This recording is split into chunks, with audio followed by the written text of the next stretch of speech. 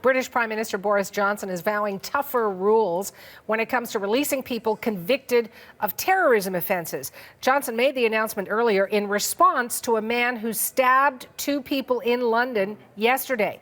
The attacker was shot dead by police. I can tell you he was jailed in 2018 for what's described as, quote, Islamist-related terror charges. He was released halfway through his 3-year sentence. Here is some of what Johnson said.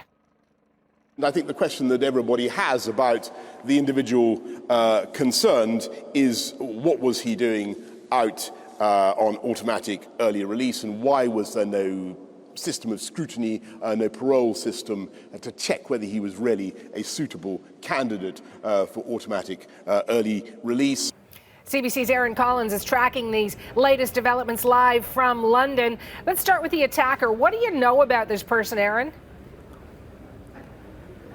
Well, we know this wasn't his first run-in with police. 20-year-old Sudesh Aman had been known to police since at least 2018. He'd been in jail since December of that year on those terrorism-related charges that you mentioned. He'd been accused and pled guilty to disseminating terrorist information and to encouraging violent attacks. So this was someone who had been taken to jail before and had pleaded guilty for being involved in these types of offenses. Now, what we do know is that he was released, as you heard in those clips earlier, with just half of his sentence, 3-year sentence served. So he was released just days ago, and just days after being released, he came to this high street in the south of London and wound up stabbing two people before police, who were actually tracking him at the time, managed to stop and kill him. So obviously good news that no one was killed in that attack other than the assailant.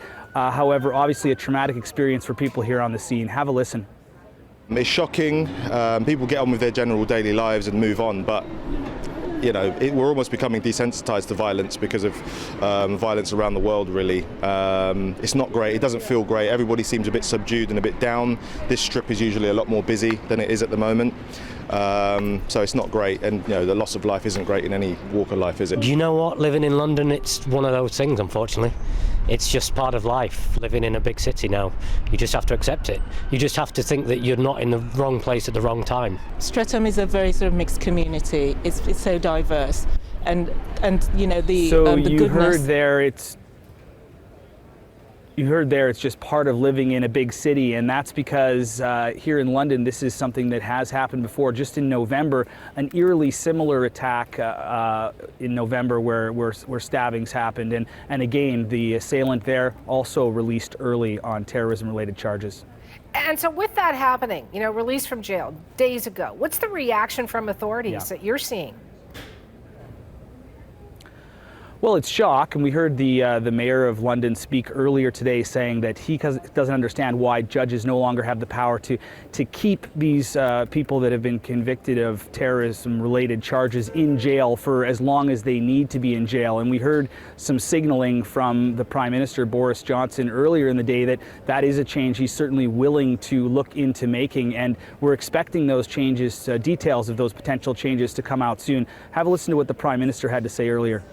I am, I have to say, concerned about the way we handle them. It is very, very difficult. We have an issue about, you know, when if you have about 200 or so inside, the question is, how do you detain them? Do you detain them as en bloc, as it were, in one group, and try to keep them together, because that's that avoids them, as it were, infecting or passing the virus of their beliefs to others in jails, or do you disperse them and try to stop them reinfecting each other? And that's a very, very difficult problem.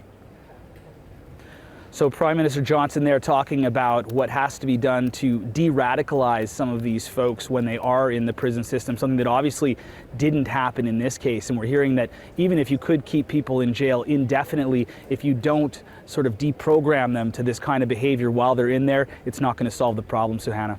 We'll talk again. Thank you, Aaron. CBC's Aaron Collins in London.